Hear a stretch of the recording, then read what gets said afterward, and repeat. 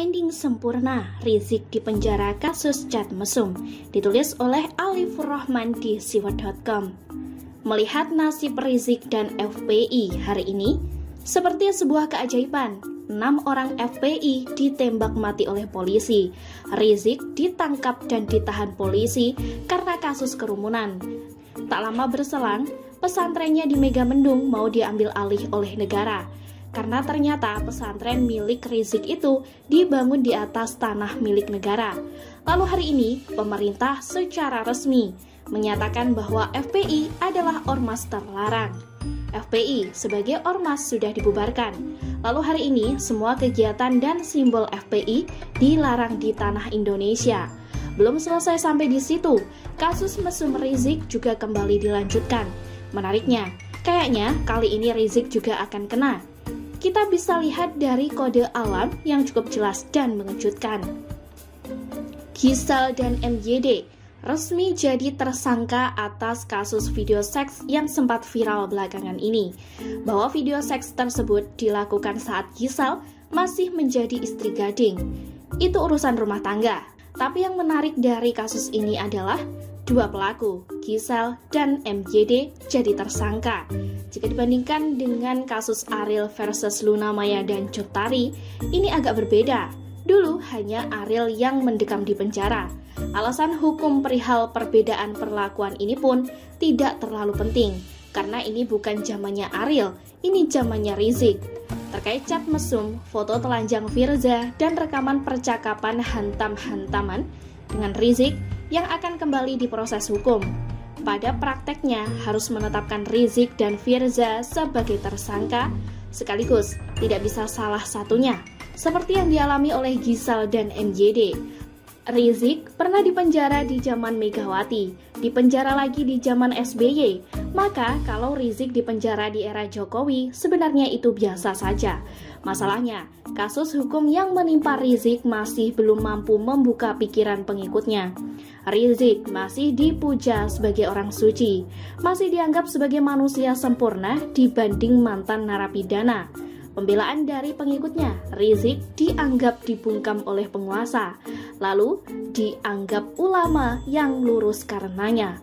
Tapi kalau sampai Rizik dipenjara karena kasus cat mesum dengan Firza, maka segala pembelaan yang selama ini dibenarkan oleh ormas terlarang FPI tidak akan relevan lagi. Rizik yang disanjung dan dimuliakan ternyata mesum juga dengan janda, itu intinya. Serangkaian kejadian ini terlihat menakjubkan, mengingat FPI dan Rizik punya backup dari elit dan oknum aparat. Penancapan baliho Rizik di seluruh penjuru negeri jelas orkestrasi oknum aparat. 3,5 tahun Rizik di Arab tanpa bekerja juga berkat dukungan oknum aparat dan elit politik. Tapi hari ini, semua backup tersebut runtuh seketika. Penangkapan Rizik nyaris tanpa pembelaan. Bohir yang biasanya loyal dan cair, kini mendadak bungkam, sehingga aksi-aksi pembelaan terhadap Rizik hanya diikuti oleh segelintir orang-orang tersesat. Baliho Rizik disobek dan dihancurkan. TNI Polri solid bergerak. Menteri Agama diisi oleh Ketua GP Ansor. Jika pada akhirnya pesantren Rizik dirobohkan dan diratakan dengan tanah, lalu Rizik dipenjara karena kasus cat mesum dengan Firza, jelas ini sebuah skenario yang terlalu sempurna dalam politik.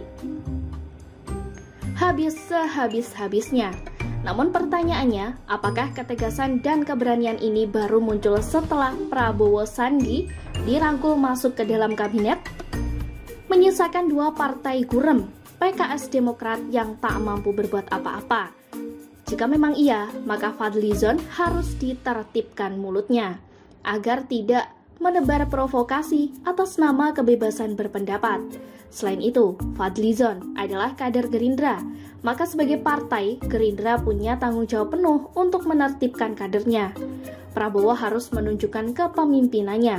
Kalau Fadlizon dibiarkan terus memprovokasi, dari kasus 6 orang FPI ditembak mati hingga pelarangan FPI, maka ini akan menunjukkan betapa lemahnya Prabowo sebagai kentum Gerindra, atau publik akan menilai Gerindra bermain dua kaki sebagai pengkhianat koalisi.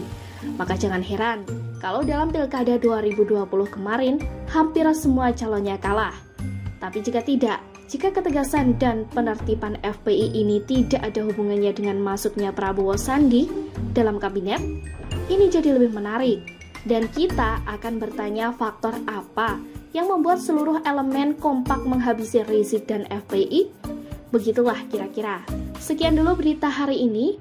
Jangan lupa di like, komen, dan subscribe agar Anda tidak ketinggalan informasi menarik dan ter-up-to-date lainnya dari channel Daily News.